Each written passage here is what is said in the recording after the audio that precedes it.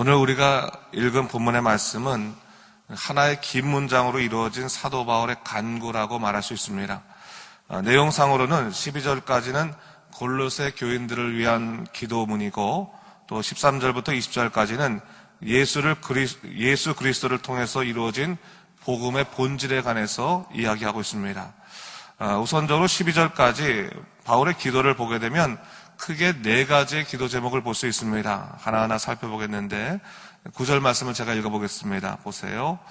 이로써 우리도 듣던 날부터 너희를 위하여 기도하기를 그치지 아니하고 구하노니 너희로 하여금 모든 신령한 지혜와 총명에 하나님의 뜻을 아는 것으로 채우게 하시고. 사도 바울이 첫 번째로 한 기도는 신령한 지혜와 총명을 위해서 기도하고 있습니다. 사도 바울이 왜 이렇게 기도해야 될까요? 이는 신령한 지혜와 총명을 얻어야만 하나님의 뜻을 알 수 있기 때문입니다. 우리가 하나님 뜻대로 살기 위해서는요, 당연히 하나님의 뜻을 알아야 합니다. 그런데 세상적인 지혜와 지식만으로는 하나님의 뜻을 알 수 없습니다. 하나님의 뜻은 오직 신령한 것이기 때문에 신령한 하나님께서 주시지 않고는 우리에게 주어질 수 없습니다. 바로 성령님께서 그 신령한 지혜와 총명을 주셔야지만 우리가 하나님의 뜻을 분별할 수 있게 되는 것입니다.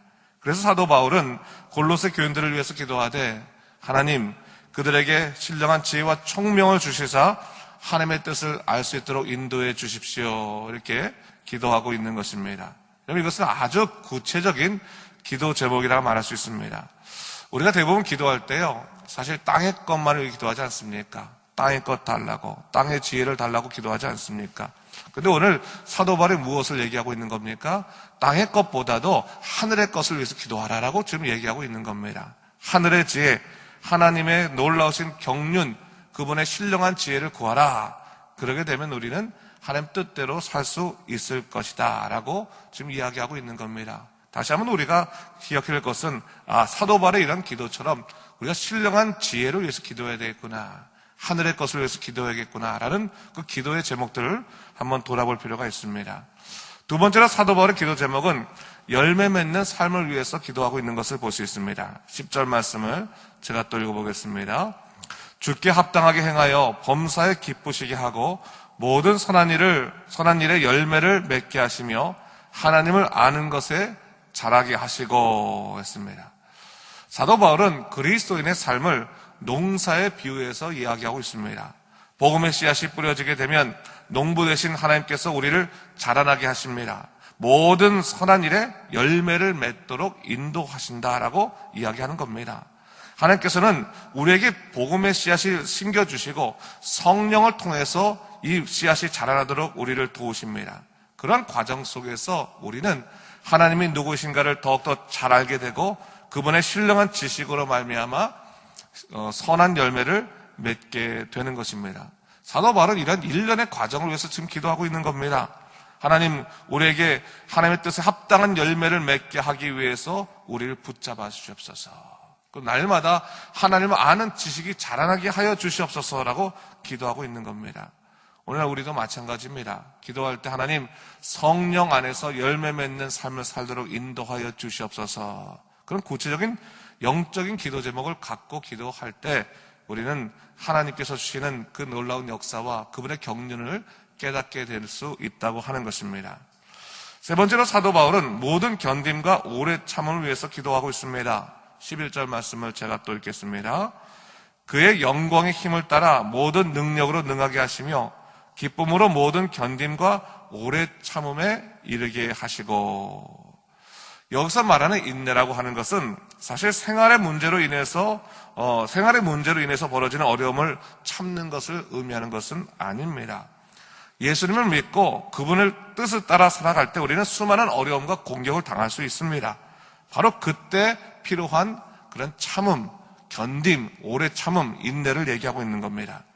여러분, 때때로 신앙을 지키기 위해서 참고 견뎌야 하는데 사도 바울은 이를 위해서 하나님의 힘을 구하고 있습니다. 하나님의 능력을 구하고 있는 것입니다.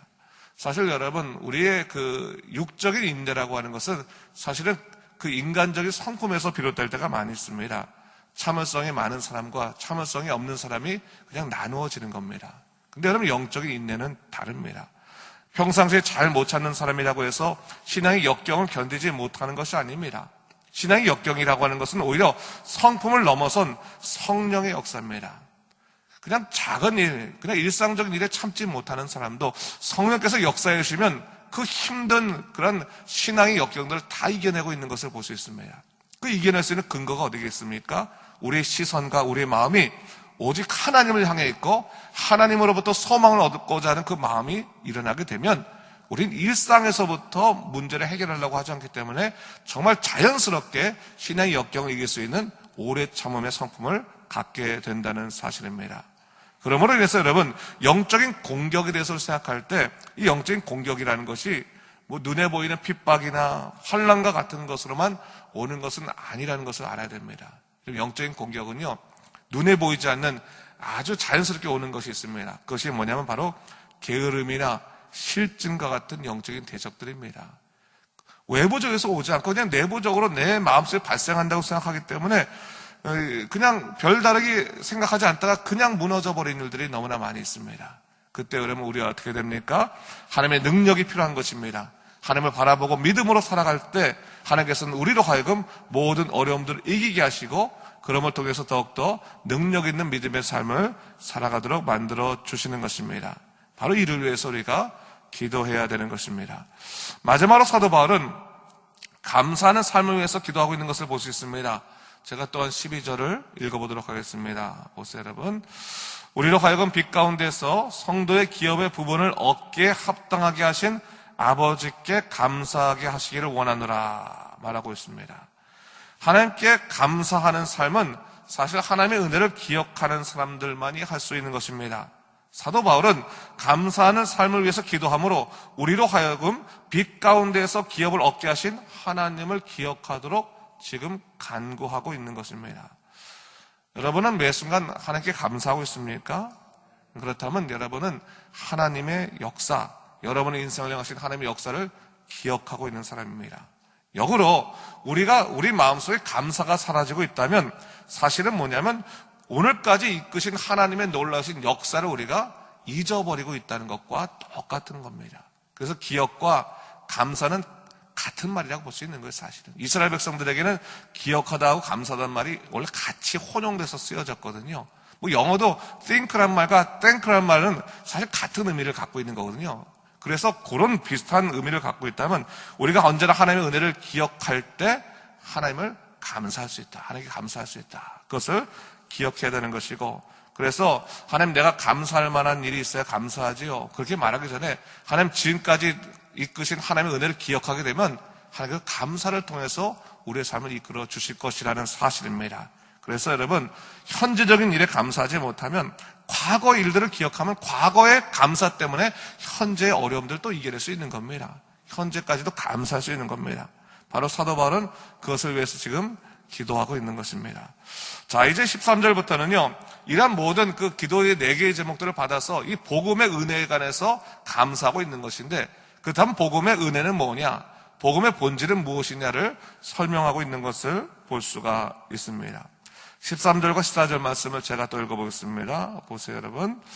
그가 우리를 흑암의 권세에서 건져내사 그의 사랑의 아들의 나라로 옮기셨으니 그 아들 안에서 우리가 속량 곧 죄사함을 얻었도다 말하고 있습니다. 하나님께서는 영원한 어둠의 권세로 인해서 소망 없는 삶을 살아갈 수밖에 없는 우리를 예수 그리스도의 나라로 옮기셨다고 그렇게 얘기합니다. 그리고 이를 통해서 우리를 예수님 안에서 죄사함을 입게 하셨다, 얻게 하셨다, 그렇게 선포하고 있습니다. 여기서 말하는 것이 뭡니까? 우리가 구원의 백성이 된 것은 우리의 노력 때문이 아님을 다시 한번 확인하고 있는 겁니다. 하나님이 그렇게 하셨다는 겁니다. 소망 없는 나라에서 소망 없는 삶을 살아가는 우리를 잡아서 건져내어서 우리를 하여금 소망 있는 삶을 살게 해주셨다라고 분명히 다시 한번 얘기하고 있습니다. 사실 우리가 예수님을 믿지 않을 때는 사실 눈에 보이는 것에만 충실한 삶 아니었습니까? 그래서 오늘 본문에도 보듯이 눈에 보이는 통치자들에만 어떻게 보면 관심을 갖는 그런 삶이었습니다. 근데 오늘 사도 바울이 말하는 것은 뭡니까? 만물이 다 하나님께 창조되었기 때문에 눈에 보이는 것들이나 눈에 보이지 않는 것들이나 다 하나님이 창조하셨다고 하는 것을 기억하라라고 말씀해주고 있고, 이 보이지 않는 하나님의 형상이 바로 예수 그리스도시다라고 얘기하고 있습니다.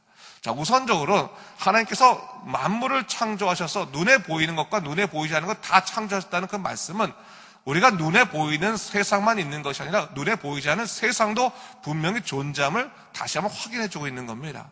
눈에 보이는 그 세상에만 우리가 추구하며 살 것이 아니라 눈에 보이지 않는 그런 세상 속에서도 관심을 갖고 살아가야 되는데, 이런 어리석은 인생을 위해서 주님께서는 하나님의 형상을 만들으셨죠. 하나님의 형상으로서 예수 그리스도를 우리 이 땅에 보내셨다라고 다시 한번 확인해주고 있습니다. 그리고 그분을 통해서 우리로 하여금 죄 사함의 은혜를 입게 하셨다라고 확인해주고 있는 것을 볼 수가 있습니다. 이것이 바로 복음의 본질이고 복음의 은혜라고 얘기하고 있는 겁니다. 바로 이것을 통해서 무엇을 했느냐? 20절 말씀에서 이렇게 얘기하고 있는데, 20절 말씀은 다시 한번 같이 읽어보도록 하겠습니다. 20절입니다. 시작. 그의 십자가의 피로 화평을 이루사 만물 곧 땅에 있는 것들이나 하늘에 있는 것들이 그로 말미암아 자기와 화목하게 되기를 기뻐하심이라 했어요. 사실 죄된 인간은 하나님을 대면하면 바로 심판이죠. 죽을 수밖에 없습니다. 그러나 예수 그리스도의 십자가의 피가 화평을 이루어서 하나님과 화목하게 하셨다라고 하는 것을 이야기하고 있습니다. 사도 바울은 다시금 복음의 진리를 말하므로 이것이야말로 어떤 것도 보탤 필요가 없는 복음의 핵심이다라고 하는 것을 얘기하고 있는 겁니다. 제가 어저께도 잠시 말씀드렸지만 당시 골로새 교회에 침투한 이단들은 자꾸 복음을 변질시키려고 했습니다. 그래서 예수만으로는 안 된다, 다른 것들이 필요하다 하면서 뭐 천사 숭배라든지 그 밖에 헬라 철학이라든지 그 밖에 영지주의 철학이라든지 다른 그런 철학적인 것들을 다 가미하려고 했습니다. 근데 오늘 사도 바울이 말하는 겁니다. 예수님께서 십자가에서 우리를 구속하셨다, 이 한 가지 사실만으로 충분하다, 더 이상 다른 것은 없다라고 다시 한번 얘기하고 있는 겁니다. 여러분, 오늘날 우리 삶도 마찬가지입니다. 오직 예수로 말미암아 살아가는 삶, 그것으로 만족하는 삶을 살아가게 될 때 우리는 흔들리지 않는 믿음의 견고함을 가질 수 있게 될 것입니다. 때때로 여러분, 우리는 생각하지 않습니까? 하나님, 주님 계신 것을 인정합니다. 나를 구원하신 것은 인정합니다. 그러나 오늘의 삶이 해결되지 않으면 주님의 구원하심이 무슨 의미가 있겠습니까? 그런 영적이지 않은 마음들이 자연스럽게 생겨날 때가 있습니다. 오늘의 어려움을 때문에 예수님의 구원하심에 대해서 복되게 생각하지 않는 그런 마음들이 이상하게 생겨날 수 있는 경향이 있는데, 다 접어두고 한 가지만 생각하면 됩니다.